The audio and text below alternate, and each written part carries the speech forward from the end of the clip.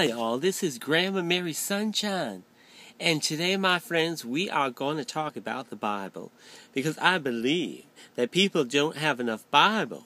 They don't know who they are, what they want in life, and the Bible teaches us that we have to be happy with what we have, and we can learn these great things from the stories in the Bible. And I would like to teach the Bible. When I teach the Bible, I like to cover my hair out of respect.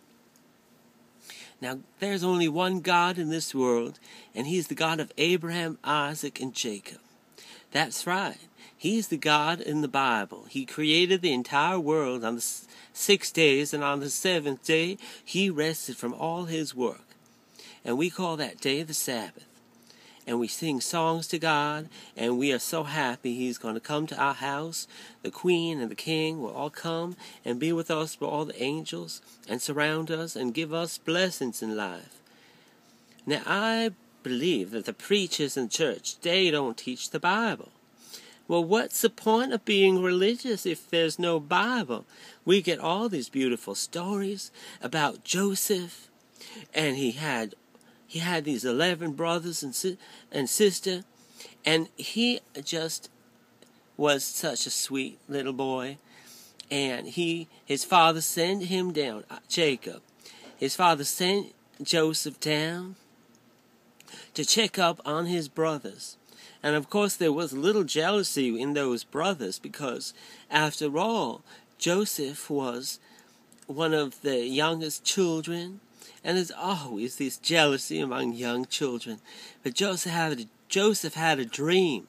And in that dream, he saw that there was 11 stars bowing down to him, and the moon and the sun, which represented his father and mother.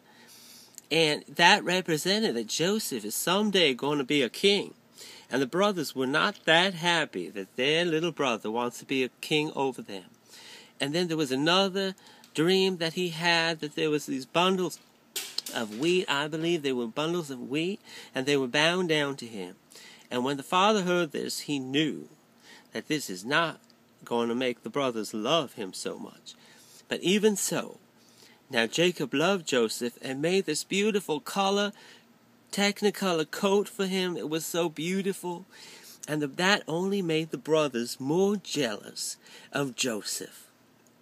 So when Jacob sent him down to check up on the brothers, well, the brothers said, well, I am so jealous of this boy getting all that attention from Dad that I don't want him around.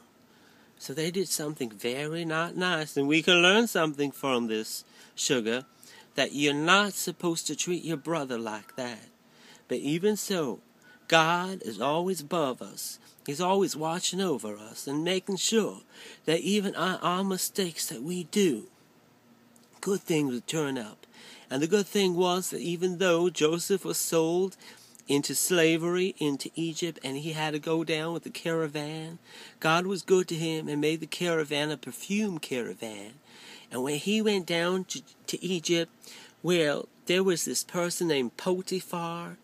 And Potiphar was one of the officers of Pharaoh in Egypt. And Potiphar, I guess, bought Joseph as a slave to be over his house. And when he started being a slave, God Almighty gave him the blessings. And this man, Potiphar, he was just blessed. But guess what? The wife of Potiphar got really jealous because Joseph was this really handsome Hebrew boy coming from a different land and taking over and being blessed so much that she got jealous and she wanted him to sleep with him.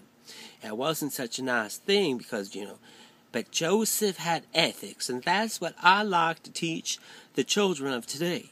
You have to have ethics, and you have to be faithful to your family and to your friends. Joseph showed us how faithful he was by not sleeping with a married woman. And I believe that was a great thing that Joseph was teaching all of us. That we have to be faithful to our spouses and to ourselves. And we have to be kind to one another, respect each other. Joseph was blessed because he did that. Now, even though things look bad in life, we can learn from Joseph. Well, when this wife of this Potiphar said he slept with her, she lied, and she just wanted to get him in trouble. And you know, a lot of people, when they get into trouble, they get depressed and sad. But you should never be depressed and sad. You should learn something from Joseph. Now, Joseph didn't get depressed and sad. He made the best of every chance he could, even though he was in prison. Well, my friends, we can learn so much from Joseph. When you have a beautiful attitude in life, when you smile, when you're happy, and don't become a grumpy little person and cursing each other out, you're going to be blessed from God. Trust me, sugar. We can learn from the Bible. Well, God is trying to tell us a great thing that we can learn from in the Bible. Well, we can learn from Joseph that no matter what happens in your lives, sugar, you always have to have a very nice attitude. Because Joseph had that beautiful attitude. Look what happened to Joseph. Well, he became the viceroy in Egypt, the second in command of Pharaoh. And he was the one that when there was famine in Israel and all the brothers had to come down to him, well, he took care of everybody. So you see in life, even though things look bad, sugar, you have to have a nice attitude. Have a smile, be happy with what you have, and sugar, you might just become a king just like Joseph did. So my sugar friends, you have to learn from the Bible. Well, it teaches us how to live, how to be happy. And I wish more preachers would talk about the Bible and tell everyone to be accepting about everyone else in life.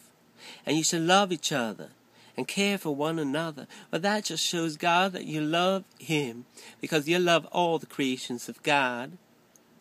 Thank you so much, sugar, for listening to one of these ethic Bible classes of Grandma Mary Sunshine. May you all be blessed.